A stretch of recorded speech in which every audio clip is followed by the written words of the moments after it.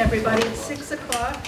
It is February 12th. This is the Town of Rhinebeck regular town board meeting. Would everybody please stand and join us for the pledge? I pledge allegiance to the flag of the United States of America and to the republic for which it stands, one nation, under God, indivisible, with liberty and justice for all.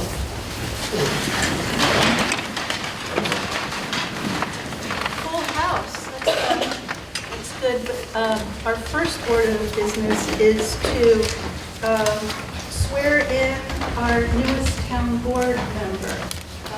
We have a vacant seat that was left by Josh Kohler when he resigned. Chad took it.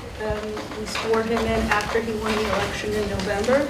Chad won his own 4-year term, and now we are happy to welcome Erin Shana McKen Kokoboom. Would you stand up and I'll administer the oath of office?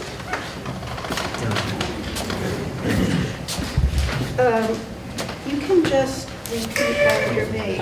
I do solemnly affirm that I will support the Constitution of the United States That I will support the Constitution of the United States and the Constitution of the State of New York, and the Constitution of the State of New York, and that I will faithfully discharge the duties of the office of the Town Council of Rhinebeck and I will faithfully discharge the duties of the town of Rhinebeck to the best of my ability. to the best of my ability.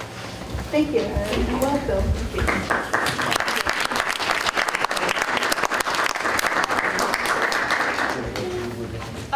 Erin is a mother of 3 and is the head of programs and children education at Camp Ramapo. Her whole life has been in arts, education, and family and children programming. So we think she's a good addition with the work that we're doing with our park expansion and to encourage more families in Rhinebeck to make sure that everyone's thriving here. So thank you for volunteering, and we're happy to have you. Thank you. Oh, you have to sign this. Yes.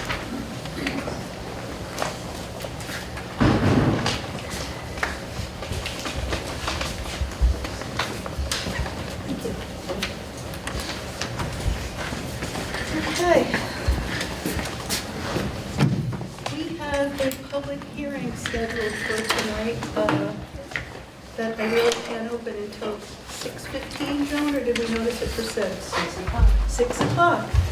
The Town Board of Rhinebeck, we have a resolution. May I have a motion for, just bear with me here. This is an amendment, local law to be determined of the year 2024. This is an amendment of a local law amending to the Town of Rhinebeck noise law, Chapter 125-zoning.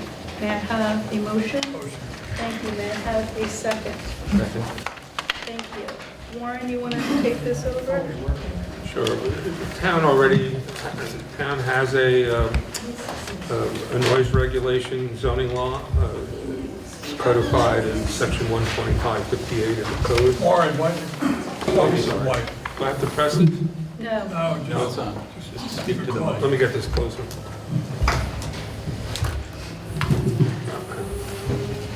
It's codified in section 125-58. Closer, Warren. 25. Can you hear me? Closer. Some noise outside. Too much noise. We've had some complaints about noise in the town stemming from internal combustion engines and power sources and leaf blowers. So that caused us to take a look at the existing code, and we provided a mandate to our planner, Jim Levy, to come up with some changes to the zoning code, and he's provided that to us.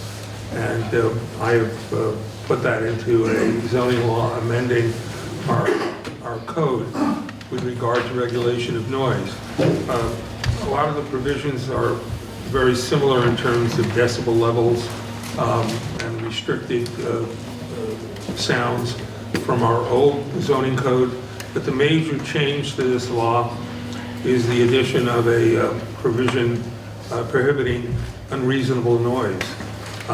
And that's in section 3, I'm sorry, C, which says that no person shall cause or permit to be made unreasonable noise for purposes of this chapter. Unreasonable noise is any disturbing, excessive, or offensive sound that disturbs a reasonable person of normal sensitivities. And then we have a list of what we consider to be prima facie evidence of a violation of the chapter. It's not exclusive and lists several noise levels from different sources in section C2. We also have some limitations that are similar to the old zoning code with regard to times in which noise shall not be produced for certain uses during periods that are listed in the code. And then there are some exceptions to that regulation, one of them being any sounds created by bells or chimes of a house of worship. So those are not restricted, and sounds from farm operations are also exempted. We have several other exemptions from the law. We have some criteria for the code enforcement officer, if and when he enforces this law, or she, that no person shall make, continue, cause, or permit to be made verbally or mechanically any unreasonably intrusive noise. The standards to be considered in determining whether the law noise is unreasonable are listed in the code in subsection E, and include the volume of noise, the frequency of the noise, the periodicity of the noise, whether the noise is unusual and incongruous with the surrounding environment, the volume and frequency of the ambient noise, if any, the proximity of the noise, source to any residential, educational, medicinal, religious, or judicial facility, the use, nature, and character of the zoning district of the immediate area, and the time of day or night the noise occurs, and the duration of the noise. And then the last two sections of the law are a definition section, where certain of the provisions in the code are defined, and an enforcement and penalty provision at the end. That's the law. We have received some input on the law from county planning, so we do not anticipate passing the law tonight because we want to address their comments and possibly make some changes.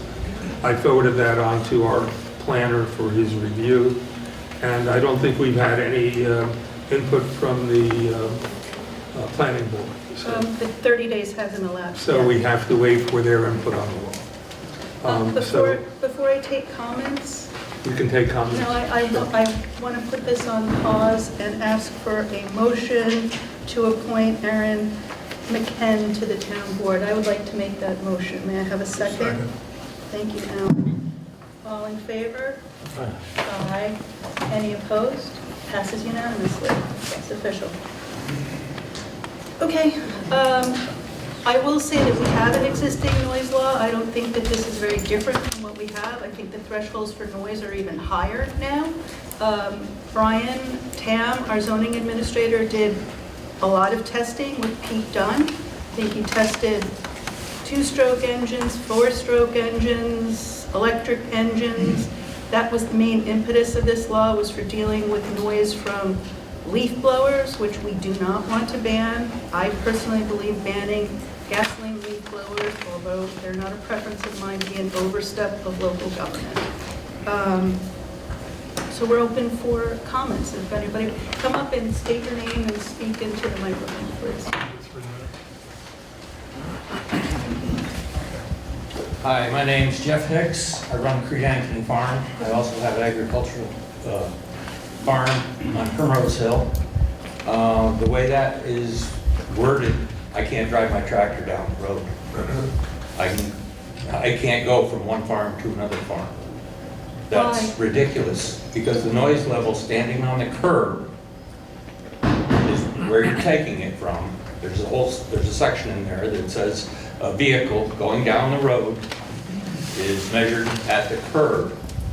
My tractors are 175 horsepower. They're more than 100 decibels standing on the curb right next to it. That's ridiculous. That you're banning any tractor from going down the road. I don't think that's what you meant to do, but that's what you're trying to do. And ags and markets, you know, you address that on the property, but not on the roads. So another thing is basically you can't go out and shoot clay pigeons in your field. You can't go target shooting. The lawnmowers, I mean, 100 feet from the property line are way above what decibel levels you have on there. I mean, people can't even mow their lawn. They have a tractor, they can't use it with the decibel levels that you have in there. Thank I you. think it needs to be re-examined. Thank you. Next.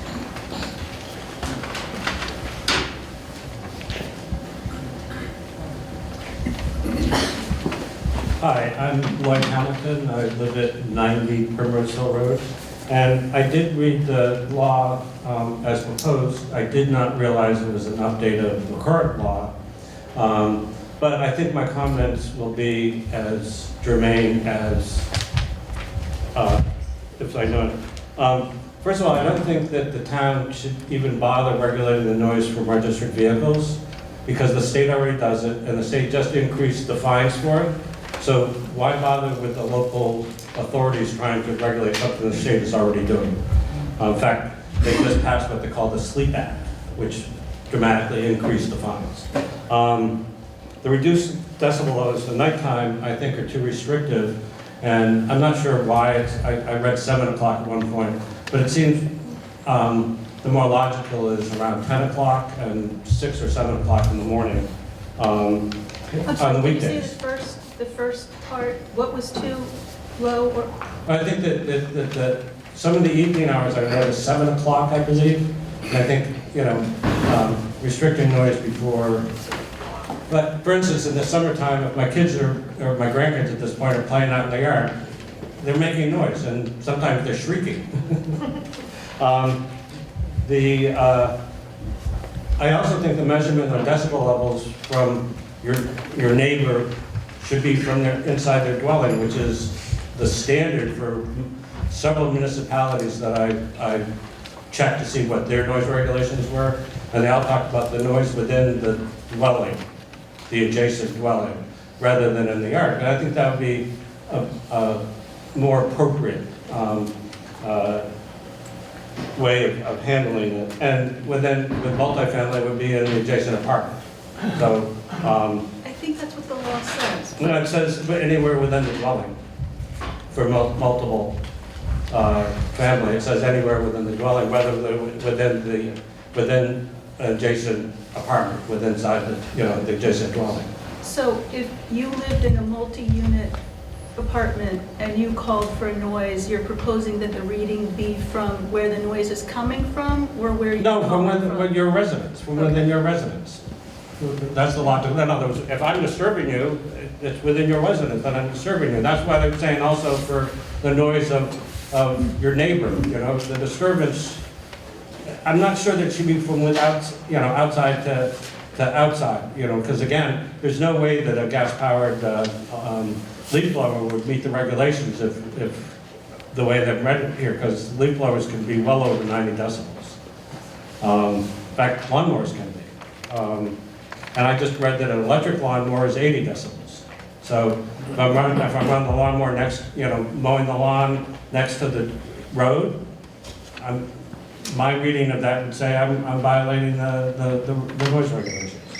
And there needs to be something for parties, like, having 10 people outside in your yard or a birthday party for kids. There's going to be noise levels that exceed what we're doing. There's, you know, it's too restrictive for normal activity. One thing that really caught, and I think it's in section E, which I think is totally unenforceable because it's all subjective. But it makes citizen protests illegal. And I'm gobsmacked that this board would think that it's appropriate to say citizen protests are illegal. Oh yeah, the decibel level would be too high. It'd be too close to something. I mean, that's how it reads. Freedom of assembly, and we would not, of course, we couldn't legislate against that. But the way the rules are written, I could call the police and ask them to do it. I'm just saying, you're creating yourself a problem here with people having First Amendment expressions. Well, this is in the existing law that we did. Well, I don't think the existing law should, I think it should be changed properly. I don't think that anything that could be construed as limiting citizen protest should be in there. In fact, it should be an exception for that. And again, I think all of section E is subjective. Section E? Section E. Just exceptions. It talks about places, this and that. It's all subjective. It's impossible to understand what's being said. You're,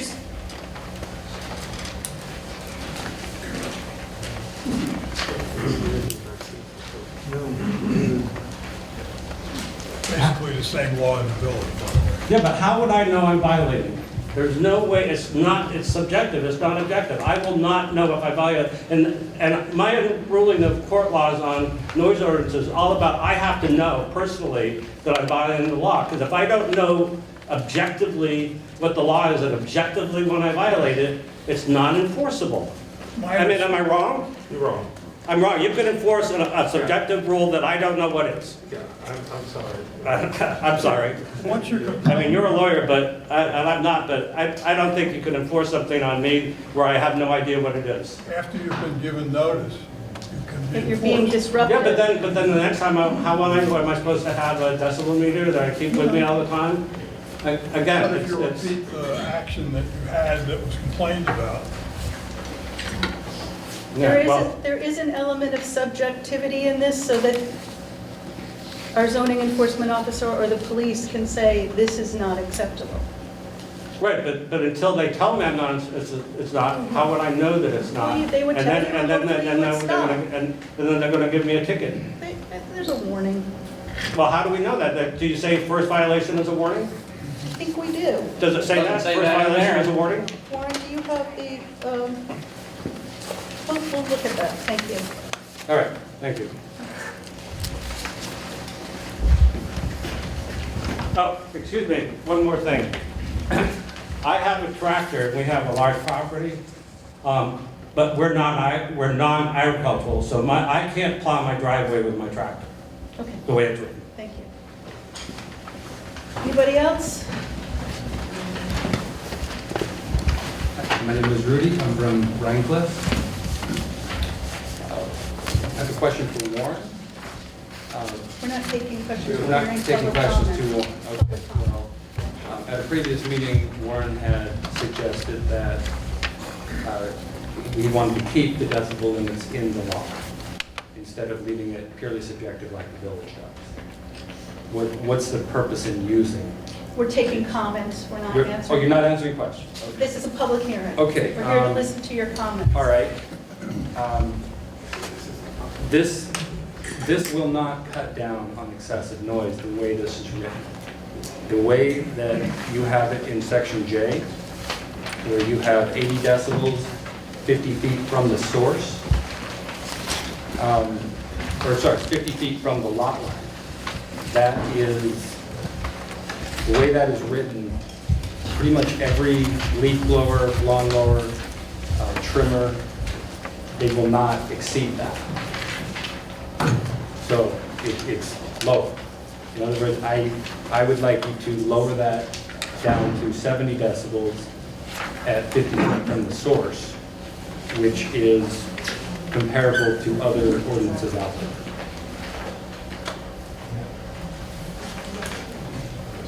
Anything else?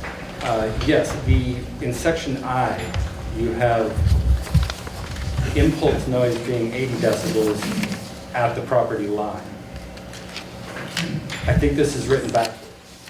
In section J, you have 80 decibels 50 feet from the lot line. Impulse noise by its nature is much higher than ambient noise or any other allowable noise. It should be the highest peak of noise. The way this is written, a leaf blower could make 2 orders of magnitude noise higher than your impulse noise. I think that's just written in a strange fashion. It's technically wrong, but it's strange to have impulse noise so much lower. And I'm catching a trend here with using decibels and the confusion that it's causing. I think there's a lot of issues using a technical reading like that. There are also sorts of situations where it should be allowed, excessive noise should be allowed, and others where it shouldn't. And there should be a lot more subjective interpretation of this allowed. Thank you. Thank you. Next. Anybody?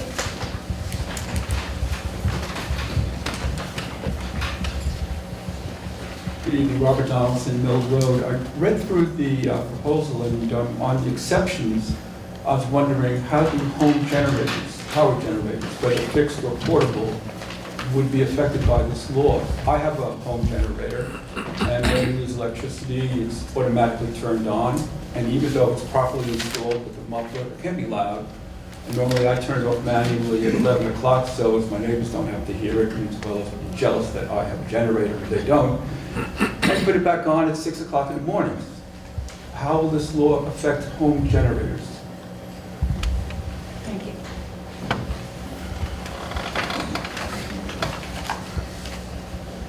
Next.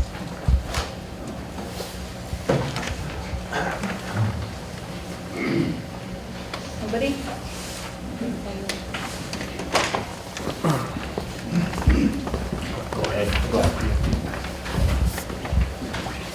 Good evening, Joe Kurthoy speaking. I'm just really perplexed. I understand that neighbors can, have problems. I used to try and help out the local barber, Mr. Trophy. He had a portal in and he had to get dialysis every 2 days. And during the winter time, he had to go, and I would remove the snow from his property at 6 a.m. And you're not supposed to have loud noises until 7. But he had to be at the hospital by 7. And I understand, people get woken up by pieces of equipment running chainsaws. I really think that they're necessary, especially when it's a limb is on a wire or something like that. And if I was a farmer, I would really like to drive my tractor down the road, especially if I had to go from barn to barn. And I can't understand the regulations that would deter someone that's been working so hard in their lives that we can't just get along as neighbors. I try not to start at 7 o'clock in the morning. 8 o'clock is pretty good for me. But if my neighbor worked during the evenings and they were sleeping during those times, it's a hard thing to do. So we live in such a tight community in the village.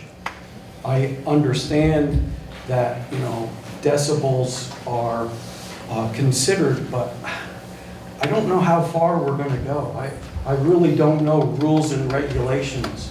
The gentleman that was talking about the decibel studies for equipment that has regulations through the DOT or the motor vehicle departments. We really have to try and work with each other as neighbors, not as trying to prove that you're an engineer and decibels are supposed to be at a certain level and measured at a certain spot to determine them.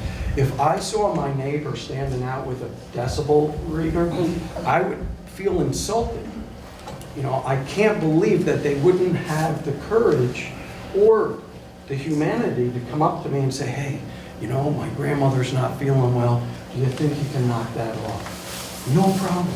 You know, I remember one day, my boy's 20 now, and he was like 14 years old. And I was teaching him how to, you know, save the wood on a pallet that was Ipe wood, which is from, you know, I think a Brazilian forest, you know. And a neighbor complained about it, and I took it to the village, and we pulled the nails out. So I just can't understand why we're trying to get involved with fine-tuning all these rules and regulations. I think it's great, everyone on the board for the town and the village. I admire you, because I couldn't put up with this. I really couldn't put up with all the problems. I don't know what you put in your coffee, but please let me know, because I really have to have that. Because I don't understand where we're going. I mean, I look in this room and I see so many familiar faces. Every fireman, every person in here, those guys go out 900, 800 times in a year. I mean, why are we trying to put restrictions on people? I don't get it. I just don't understand it.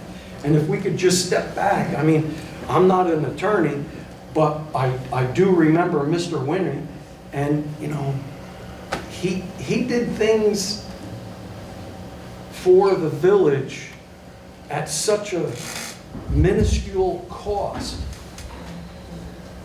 I think it was like a minimum of $50 an evening that he came here. And he was a public servant for the town, or actually for the village. You know, but now everything is just becoming so exponentially more costly. I understand, you know, everyone has to get paid for their time, but Rhinebeck didn't get where it is today by board members, which are not getting paid, but, you know, supervisors that are getting paid. I understand New Wave and the brilliance of you, but you are worth more. But Is this a comment on the local law or something this is a else? comment on So- local laws. We're taking here comments on this local law. Oh, yeah, but I know the other comments that are coming up. I just want to do a one-time If shot. you could wrap it up, because you're going up to 7 minutes Well, now. then I'm fine you if very you're not much. happy with it. I But think what I'm trying to say is, Rhinebeck didn't get where it is today by people not dedicating their time to the village and to the town. That's what I'm trying to say. And if we spent less time setting regulations up, we wouldn't be here. Well, this is a legislative body, so, I'm- and we're I'm dealing with an old law that we didn't write, that's greatly flawed. Laws are meant to be changed. Trying our best. Thank you. Thank you. Next. Good evening. Mike DiGiacomo from Mike's Tree Service. I'm the one building that building out on Route 9 across from Williams. We do tree work in the village and town, and we oftentimes have trees that fall down at night. Other inopportune times that we have to get to them, get them off people's driveways, off people's houses, make it so that people can get to work in the morning or get an emergency vehicle in, et cetera, et cetera. We take down dead trees. We're noisy. It's important that we be able to do our job and not be doing something that's illegal. It's important that we be able to do it in a reasonable, timely manner for the homeowner. And I just wanted to make those points and support Of course. the way. We support that. Thank Okay, you. thank you.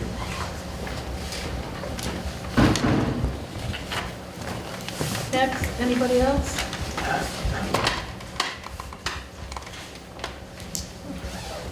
Kirsten Green, as you mentioned, you know, this is an old law. I just have a request that perhaps when the agenda comes out, that we can see the red line and the corrections, because otherwise people have to pull up each thing side by side and go through and try to find out what's been changed. It isn't always possible. Isn't always Thank possible. you. I've never seen it though, so.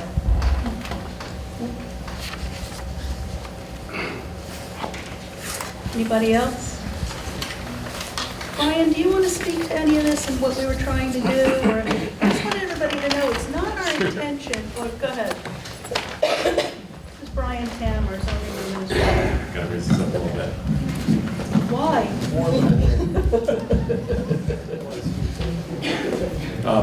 Yeah, so what I did, I mean, I looked at the existing code, and since the only thing that we were actually changing was the power equipment, I did testing with Sergeant Dunn outside. Has anything else in this law changed besides power equipment? Minimal, and anything was the decibel was raised. Yeah, I mean, Like but this is, sound level taken at a residential property line arising from another residential property was 65, now it's 68. so you're allowed to make more noise now You're allowed than to you make were more under noise. the old law. Twice the energy.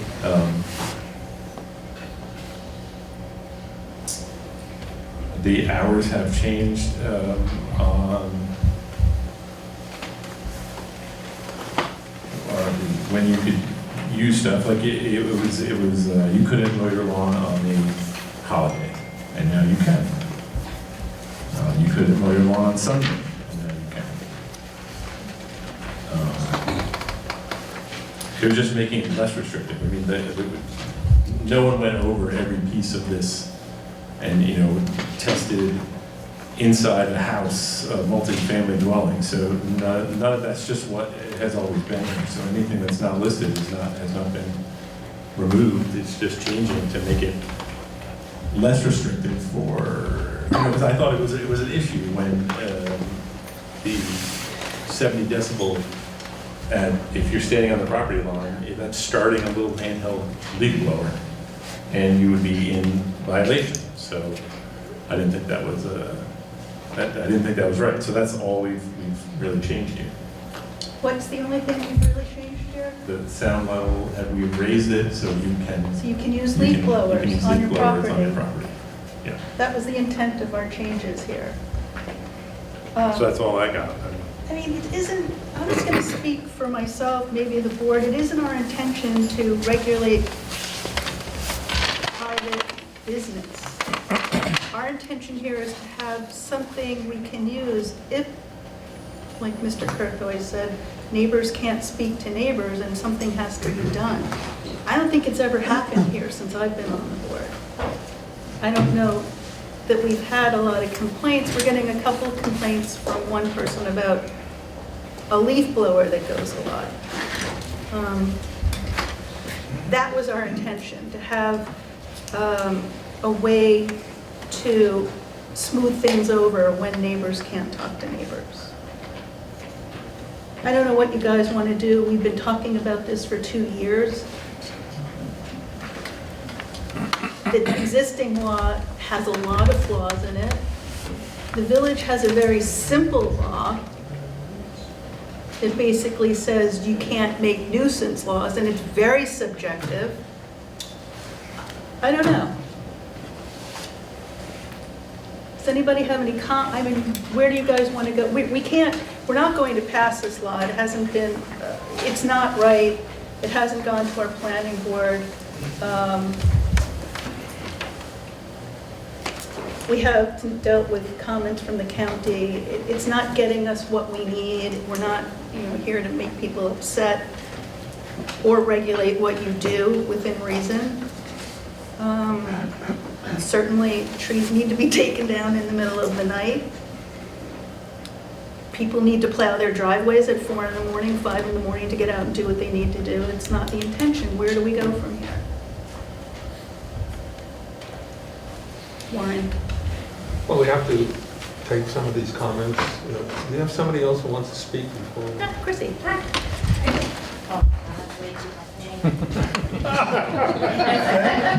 Sorry, Brian. I'm coming back down, maybe.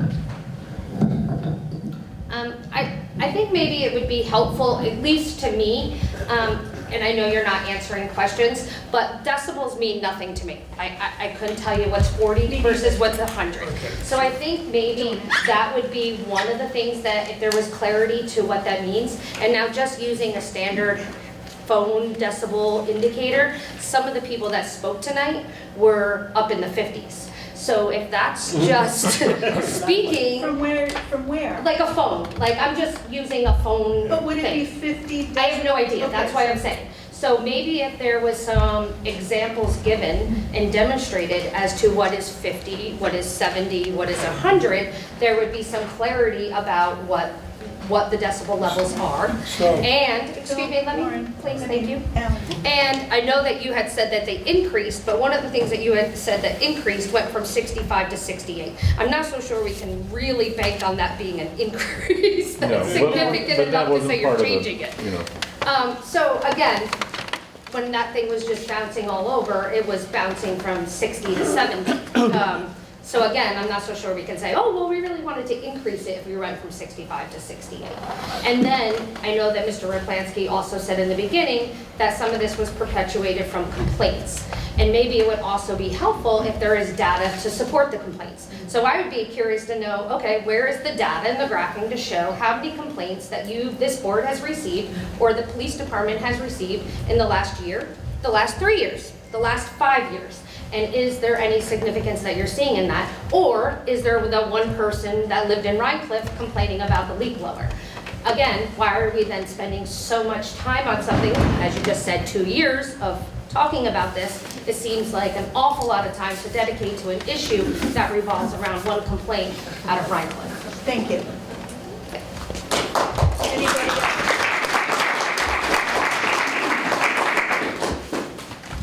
Anybody else wish to be heard? We're going to hold this open until our March, what, Joan? 11th meeting? I believe so, yes.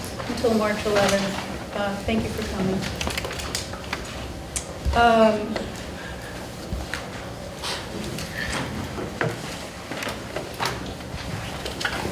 I would like a motion to tab 1 to approve our January 22nd, 2024 regular town board meeting minutes. Motion. May I have a second? Second. Who is that, Chauncey? Yes. All in favor? Aye. Aye. Any opposed? Passes unanimously. I have a couple of announcements. We are in need of volunteers for our Conservation Advisory Board, our Planning Board, our Board of Assessment Review. We have vacancies in all boards, and we're looking for people. Tax bills are due for your town and county and special district taxes without penalty by the 29th of February. After the 29th of February, there's a 2% penalty for March. Your exemptions for real property exemptions are due by March 1st. If you have any questions or need any help, call the assessor's office, talk to Donna, talk to Jennifer Munn.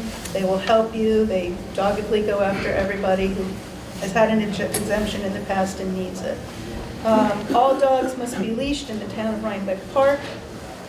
And please check with the building department before you do a renovation or build anything. Make sure you don't need a permit. And a reminder from our zoning officer, trash cans are only allowed curbside on collection day. Thanks, Brian.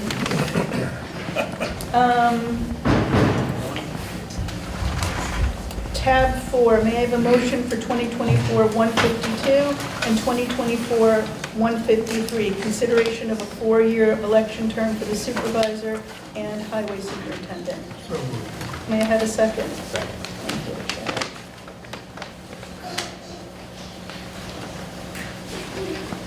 Just for the public, this is a mandatory referendum. The public will have to vote on this. We don't vote on this as a town board. It will be on the ballot on election day. You vote it up, you vote it down. It is what it is. Two separate things, not joined at the hip. You can vote for one, you can vote for the other, you can vote against both of them. Well, this is just for the town supervisor. No, I did 2 of them at the same Oh, okay. time. We have 2. Any questions, comments, or concerns? All in favor? Aye. Aye. Any opposed? So moved. It's mandatory referendum. Just to clarify, if it's passed for one or both at the next election is in November.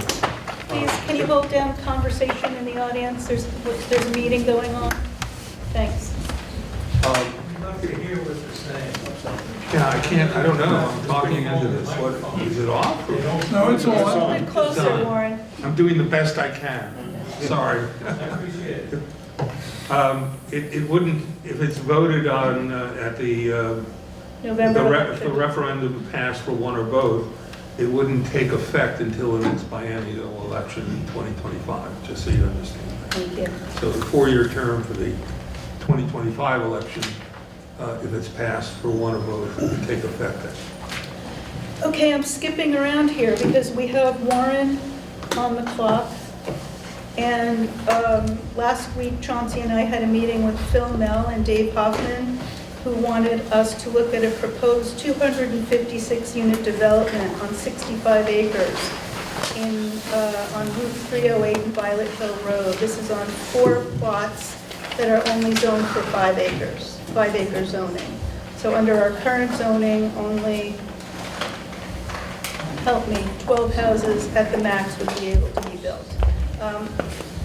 Eco Villas at Rhinebeck is something that they gave to us. It doesn't fit our current zoning. That's what I have to say. Warren, do you have anything to say? Aren't they going to make a presentation? No, it's not a presentation. It's a discussion for the town board. Oh, well, I mean, I took a look at this. The problem for the developer is that the 5-acre Can you zoning. speak? Just hold it up. The right problem now. for the developer is that it's 5-acre zoning, and in order to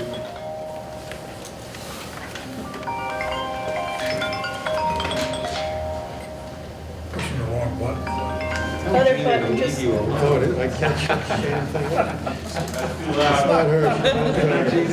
fine.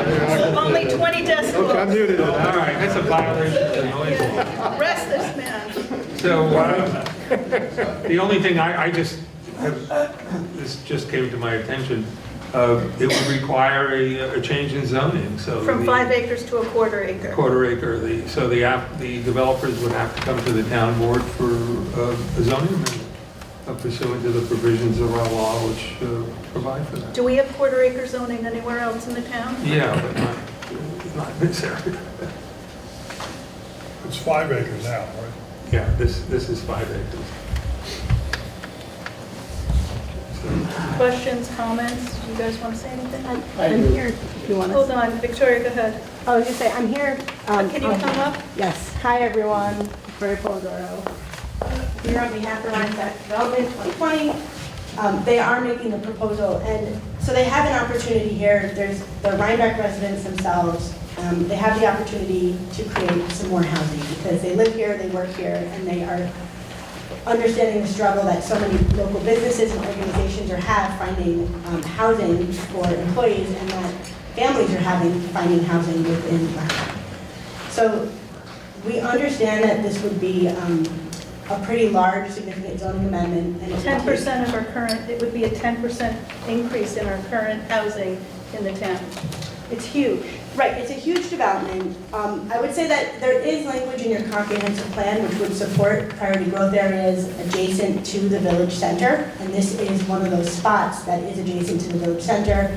It could have municipal water and sewer if the village were amenable to it. So I think tonight what they were just looking for is some indication whether the board has an appetite to even go through this review process. Because as you know, when there's a zoning change, there's a zoning petition. They have to do almost a full seeker review of the project, full engineering, before we even get to a vote by the town board. And they're willing to do it. It's a significant lift, and I think they're just looking for some initial feedback, like, we're interested, or no way, we have this. These aren't, you say for families, but these houses wouldn't necessarily be affordable. So they're using the term achievable housing because they're not going to be, the luxury McMansions that have been built on so many single parcels at this point. But Can you define achievable housing, please, specifically what that means? Yeah, what's the price What's the range? definition? so we'd have to provide some more information, but we do understand that the town would likely have an affordable housing, an inclusive zoning requirement as part of any zoning change, and that's something that we understand would come up in the conversation. But these houses are not necessarily affordable, They're they're not- not market. They're not big A affordable. When we talk about regulated housing, that's going to meet 65% of AMI. But they're housing for the middle families that are not, it's not intended to be second home housing. It's intended to be family housing. Do you want? Yeah, if I could just talk to the achievable housing. I'm Philip Mel, I'm a Rhinebeck resident. Achievable housing, there's two ways to attack it. there's affordable programs that require subsidies from taxpayers and a variety of grants and other things. The other way to increase affordability is to increase the availability of housing to people. We are looking at a 10 and a 20-year future and saying, what do we want the future to look like? Do we want the future to have more housing or less housing? And we can make things affordable both with subsidies and grants, or just the old-fashioned way of building enough houses so that sellers aren't cornering the market every time someone, a middle-class family, wants to purchase a home. So it's our little a solution towards affordability. And the only reason we're here right now is we stumbled across this piece of land, a 52-acre piece of land. We then acquired the 12-acre site right next to it. And it's currently subdivided into 4 lots that are going to build 4 homes. 4 probably luxury homes. That's the Rhinebeck market. And we asked ourselves, we said, this is a unicorn of a site that we have in front of us. It's 65 acres, approximately 300 feet across the village line, right in the town. It's a unique site where it's cleared mostly, where trees are, it's free of trees, most trees. It can be cluster developed in the back. It's right across from Brookmead. And what you'll notice on Brookmead is an enormous size development, but you don't notice it when you drive by.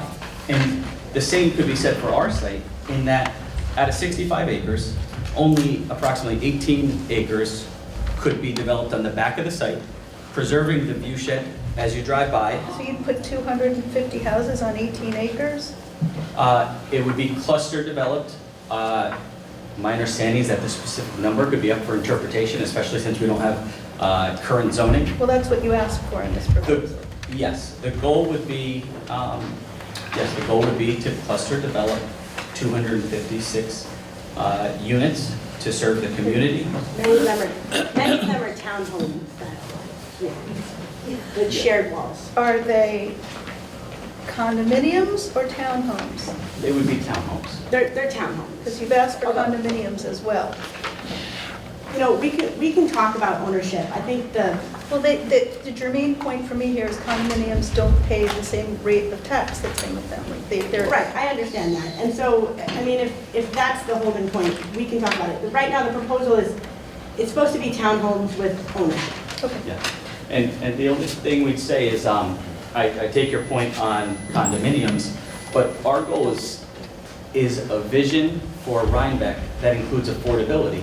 And if it's critical that they be townhomes, we could certainly make them townhomes. But if it was condominiums that had a slightly lower tax situation, it would not affect us as the developers at all, but that also equals affordability for future members. So we're comfortable going any direction that the community's comfortable. But the proposal is townhomes at this point. It's mixed use. I think we get the idea. Thank you. The other piece, thank you, I just want one more moment, that's kind of exciting about this project. Apart from preserving that field at the gateway of the town, it's the field right before the heart. And so when you drive in, there's a big open field, and that's proposed to be permanently preserved as open space with all the development. Do you own that field? He does. He doesn't own the heart, he owns the piece before it. So it would continue to be preserved as an open view, maintained as a field. And then the other innovative part of this development is that it would be a net zero development.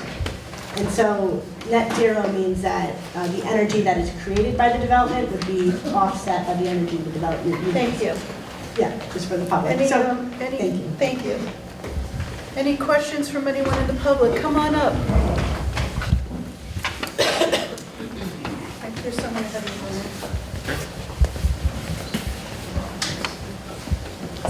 you. Okay, looking at your site map, the 17 acres with the majority of the units is my front yard. I'm sorry, what's your name? Tom Weaver. I live in, So you get surrounded by this proposal? yes, and you look at their pretty little pictures, they got pickleball courts right next to my front yard. That's like 90 decibels. Minimum. Let's go up to 900. This whole development is they moved it against Rhinebeck Estates, which is 1 to 17 acre lots. We didn't buy there to have 250 townhomes in our front yard. So I'm sorry, can you just tell me your name again? Tom Weaver, W-I-E-B as in Bravo, E-R. I'm at 35 Peacock, W-I-E-B. E-R. Well, you know that our zoning doesn't allow for this project, so. Well, this is what scares me. A year ago, the 12 acres he was talking about went before the zoning commission to get access to Peacock. And it went through, it passed for one house on 12 acres, and he lost his access to 308, because we were concerned about a road going through. Now, when you look at where they're putting this at the 17 acres against Peacock, Peacock ends at their property.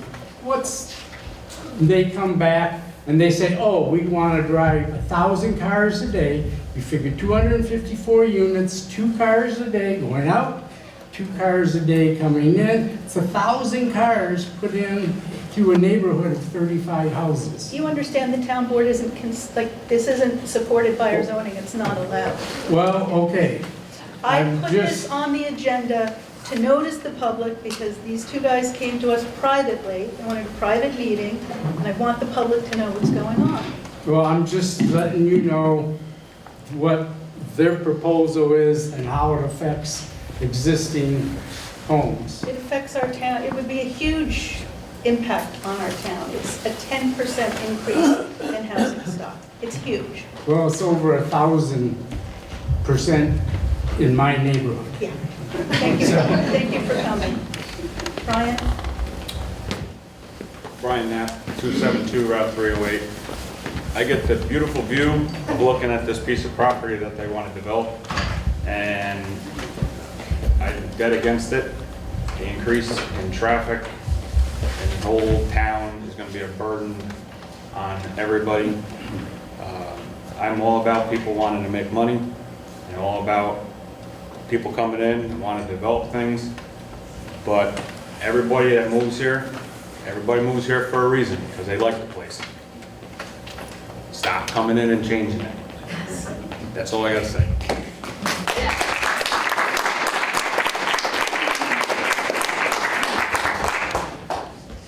Hi, my name is Michael Gregory, and I live at 245 Route 308.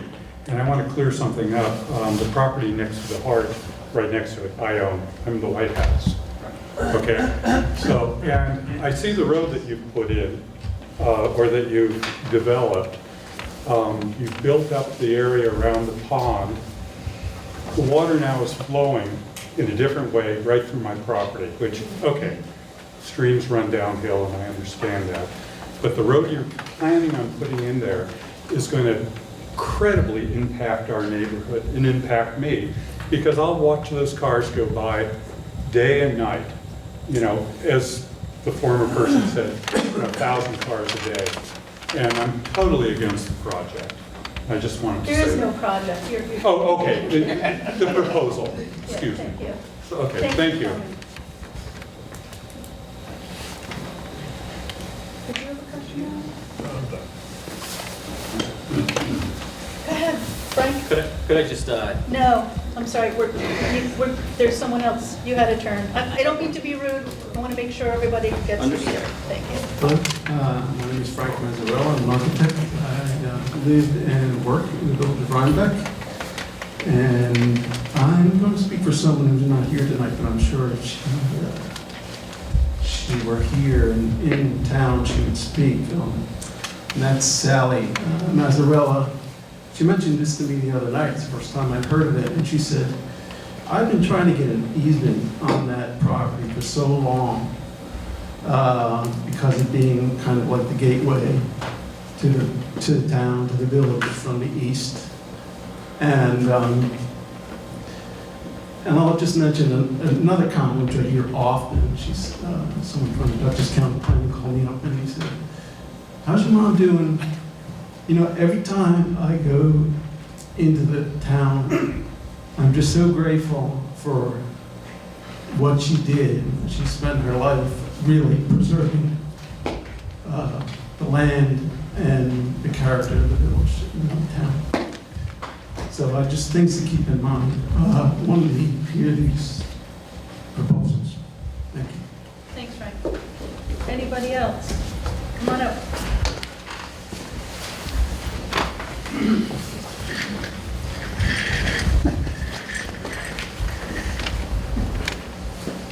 Todd Leary, that I'm one complaint.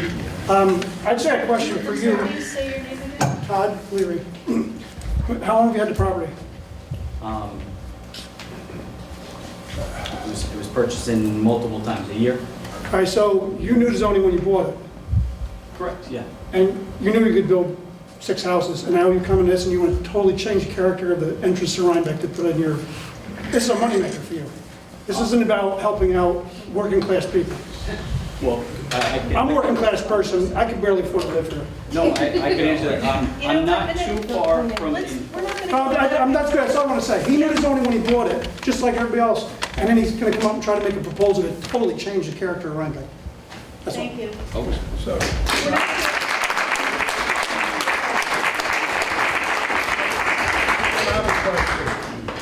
have a question for Warren. I know zoning one piece of property is called spot zoning, and generally you've told us it's not legal. well, it could be. I mean, when you're zoning a piece of property for the benefit of an individual property owner without any quid Can pro you quo. speak into your microphone? Oh, sorry. Everybody's getting, I can't hear you. It's your friend.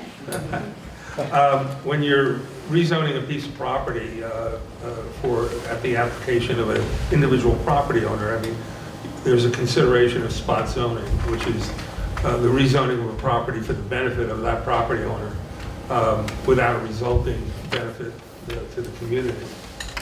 So that if an application was made, that would be a consideration. I'm not saying that it definitely would preclude approval of a zoning request, but it certainly would be of paramount importance to the town board in determining whether to approve a rezoning request for this property.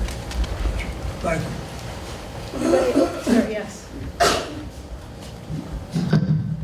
Hi, my name is Jeff Potent. I live at 15 Ackerville Road. I'm new to the community, and I just wanted to say that I specifically moved here because of the historic nature of this community and its strong ethic to preserve what's here. And I intend to work very hard as an active community member to be part of that. I understand the issue with affordable housing, but if you're going to develop affordable housing, it must really be affordable housing for workers, not some other term that sounds sort of like affordable housing. Thank you.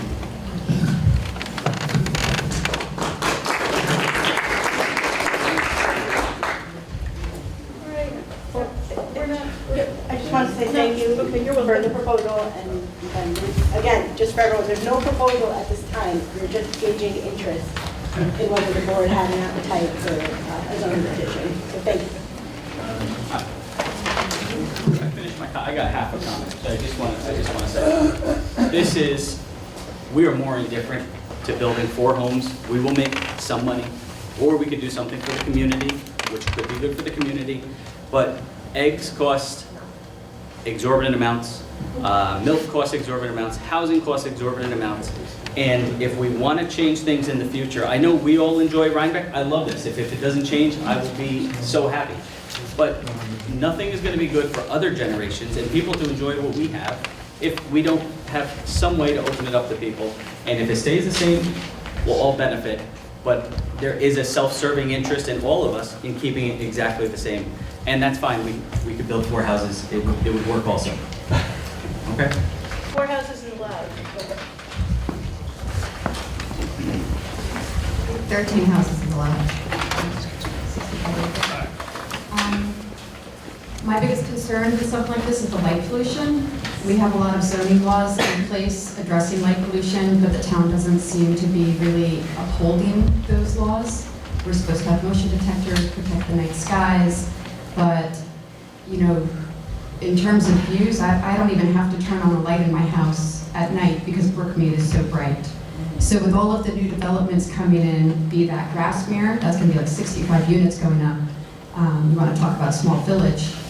And the other ones coming in, I'd love to know that you guys are actually having these building inspectors tell them motion detector lights at a certain level. Like, we're gonna lose all of our stars if we keep going like this.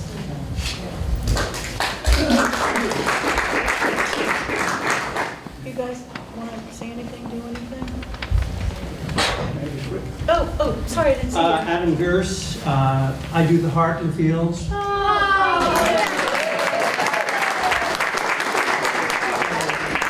We own the lot where the Heart is, and we own the lot next to where the Heart is. What we're talking about now is the greater acreage. I've walked those fields for 12 years. I've brush hogged every inch of it. With my dog, we're out there every day. I take ticks off myself every day. I have respect for people who buy property and wish to use that property in their best interests. I have to say that. I have that respect in me. Unfortunately, I just don't see this particular property absorbing that amount of humanity. It's, well, I'm not an architect, I'm not an engineer. I've walked the land. There's a lot of wetland back there. It was suitable for cows. It'll be suitable for some number of housing units. The number proposed is mind-boggling to me, but I'm not a professional in terms of what can be built and where it can be built. I would just encourage the board to solicit as much information as you can from the local community. And of course, we who have 10, 12, 15 acres would like to preserve that. That's natural. But I just don't see this particular project. And also, I would like to disassociate, please, from any project, my heart. It's not associated with any of the changes Well, because they that put are it on being the- proposed, and they're using it as though it were. It's in the, That's not a slur, or I'm not hammering anybody, but we're not connected.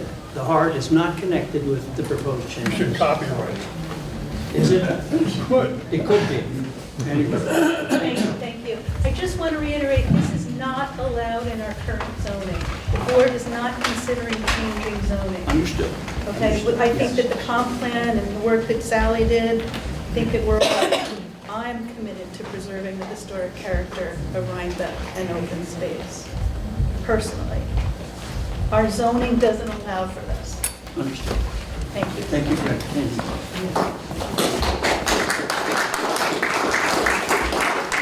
Okay, moving along. Warren, I think you can go. Do you want to do the disability with the... Oh my gosh, yes. Okay, we passed a local law that had a typo on it. We did 3 new assessment, help me, exemptions for fire people, fire EMS, seniors, and handicap. The handicap one had a typo on it, so I'd like to make a motion for resolution adopting local law to be numbered of the year 2024 as amended, titled a local law to the town of Rhinebeck, Dutchess County, New York, amending chapter 107 taxation to provide a new article 7 entitled exemption for persons with disabilities income, resolution 2024-168. I'll make a motion. This is new business. Second. Thanks. Any discussion? All in favor? Aye. Aye. Any opposed? So moved. Roll call vote. Oh, by roll call, sorry. Aaron? Alan? Elizabeth, Chauncey? Chad? And I vote yes, passes unanimously. I think you can go. Thank you, Warren. Call you back if anything comes up. You have my number. Are those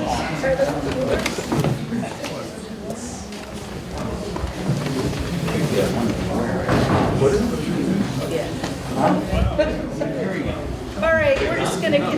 Do you mind taking your conversation just out to the hallway? We can continue on. And again, everybody, Mr. Kurthos, we need volunteers for boards and stuff. Anybody want to be on the Conservation Advisory Board, Planning Board, Zoning Board of Appeals? We need volunteers. Just to let you know, I've been repeating what has been said to folks who cannot hear what's going. You are not using the mic. Thank you. Thank you. See what a difference that makes. Well, everything we do is by resolution, so we are voting. But Why thank do we you. hear if we can't hear? Well, why don't we front row? That'll help. Please. It'll help, it'll Oh, help. please. As welcoming as ever. What arrogance. Okay, I don't know where we are. May I have a motion for Resolution 2024-154, Landsman Kill Trail Association? So moved. Hold on one second.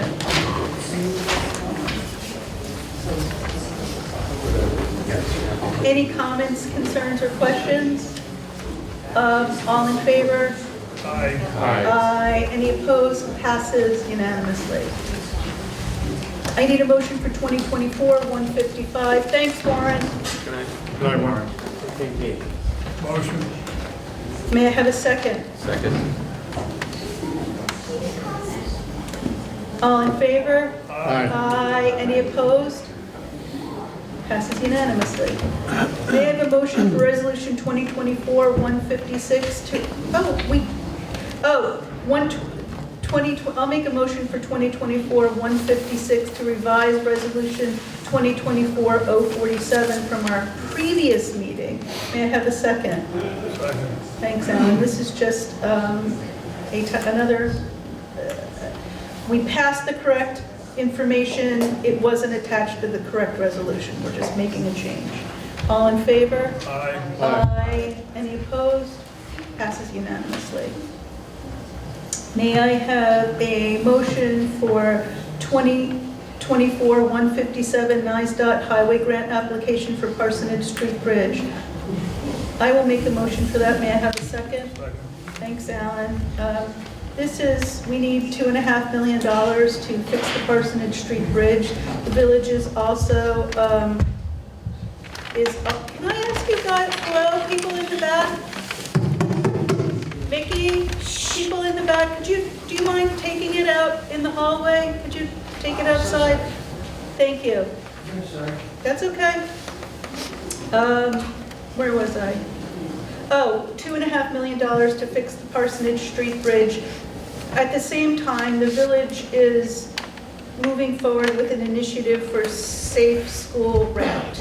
And the safe school route goes right over this bridge. The bridge has been flagged by NISDOT. They've turned us down twice for a grant.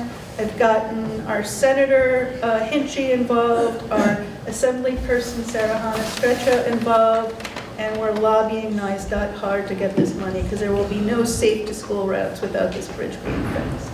All in favor? Aye. Aye. Any opposed? So moved. 2024-158 recreational summer camp schedule. May I have a motion? Motion. Thanks, Alan. May I have a second? Second. Thanks, Chad. Any discussion, comments, questions, concerns?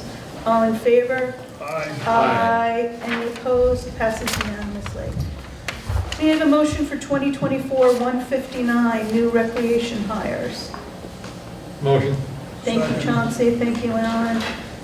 Any comments, questions, concerns? All in favor? Aye. Aye. Any opposed? Passes unanimously. May I have a motion for 2024-160 to purchase a dump truck insert for our town number 9 truck? Motion. Thanks. Second. May I have a second? This is a truck that the highway department has. It's going to be sold to the cemetery because it's small enough to fit through the gates and through the small roads and the grave markers. It needs a dump body. So we're buying a dump body for the truck from the highway. We've budgeted for this. It was all approved in our budget. I'm just asking you guys to approve the resolution. All in favor? Aye. Aye. Any opposed? Passes unanimously. Congratulations. And thank you for working, thank you guys for working together. What did I just do here? You gotta do another one. Oh, this is for number 4, which is for maintenance. May I have a motion for 2024-161 to purchase a dump truck body for the town highway truck number 4? Motion, Alan? Motion, yes. Second? Second. Thanks, Chad. This is a bigger truck that's going to maintenance. So now Fitzy will have 2 trucks.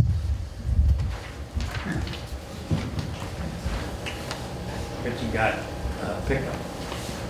What is the number 4? Where is this? This That's is, in the highway. okay, this is, okay. We need a dump body for it. Yes. Number 4 was going to the cemetery, but it's not because it's too big. Okay. Okay, we got number 9. That was my confusion. All in favor? Aye. Aye. Any opposed? Passes unanimously. May I have a motion for 2024-162 to purchase an exhaust hood for the recreation concession stand? Motion. Second. I'm sorry, I'll take Chauncey and Alan. Thanks. Any discussion or questions? All in favor? Aye. Aye. Any opposed? Passes unanimously.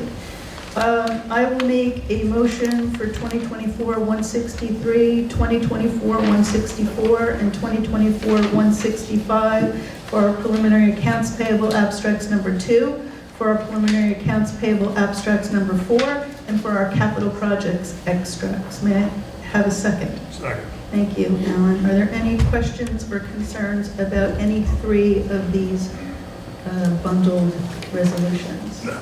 All in favor? Aye. Aye. Any opposed? So moved. Oh, I guess I could have, I'll make a motion for 2024-166, the budget transfers and amendments. May I have a second? Second. Thank you, Chauncey. Any questions, comments, or concerns? All in favor? Aye. Aye. Any opposed? Passes unanimously. I need a bid for 2024-167 to accept the highway truck bid from Absolute Auction. Motion. Thank you, Alan. May I have a second? Second. Thanks, Chad. Any questions, comments, or concerns? All in favor? Aye. Aye. Any opposed? Passes unanimously. A discussion item, providing stones for purchase for grave markers at the cemetery for the natural burial ground. There has been some confusion, the natural burial ground, as to what is acceptable. We have a square inch side, but I guess like our noise ordinance, we don't know what the decibels refer to. So people are buying stones, they have to be natural, unfinished, and of a certain size to be placed flush with the ground. And instead of having to deal with people who aren't in compliance, we want to pre-buy stones that are acceptable and then sell them to people so that everything that goes there is in compliance. And we don't have to track people down after the fact and say, stone's too big, you have to remove it. Does that make sense? It's not a money-making scheme, it's actually a service so that our natural burial ground is natural and the stones are as they're supposed to be. Is there anything going to be engraved on the stone? Yes, they can be engraved, Okay. but we have rules around that too. But yes, they can be engraved. Any other questions, comments, concerns? Thank you for thinking of this. Okay, so I should bring a resolution next time for this. Yes. What, where, oh, yes. Right, for the Right, next one. we're not voting on anything. Yeah, I think we're fine with it. Okay. Thank you for thinking of it. Okay. Yeah. I forgot what yeah. And the other thing I wanted to tell you all is that we received $15,000 in grants for our climate smart community and clean energy projects. And I wanted, we can spend it on things like pollinator plantings, there's a list I can send to you on air handlers, clean, non-fossil fuel stuff. We need another vehicle for the building and zoning department, and I'm proposing that we use this $15,000 towards an electric vehicle for the town building and zoning department. And I just wanted to see how everybody felt about that. Good idea. Sounds like a good idea. I mean, it'll cost us more. We have the money in part town, but I think, as we can, we should be turning over to electric, and I think that this money should also go to putting in, you know, a plug here for our town vehicles. Sure. Now we just have to make sure that the tall man can fit in the vehicle that we're buying for this electric clown car. Yeah, oh, you know, and I'm sorry, Frank, I said I was going to take you at the beginning, but with all the excitement of today's meeting, Frank has a surprise for us. Yeah, come on up, Frank Mazzarella, son of Sally Mazzarella. This is actually my sister Liz asked me to read this letter. Dear Town Supervisor and Town Board members, Porch Fest has pledged $100,000 towards the development of the fields at Thomas Thompson Sally Mazzarella Community Park. On July 22nd, the first contribution of $35,000 was presented to the town. A second contribution of $50,000 dated February 8th, 2024 is enclosed with this letter. Porch Fest is planning another event for this coming fall season. The final $15,000 towards this pledge will be submitted after that event. It is with great joy that we have shared in the successful fruition of this community park amenity. We look forward to completing our $100,000 commitment towards this endeavor. Respectfully, Liz Mazzarella.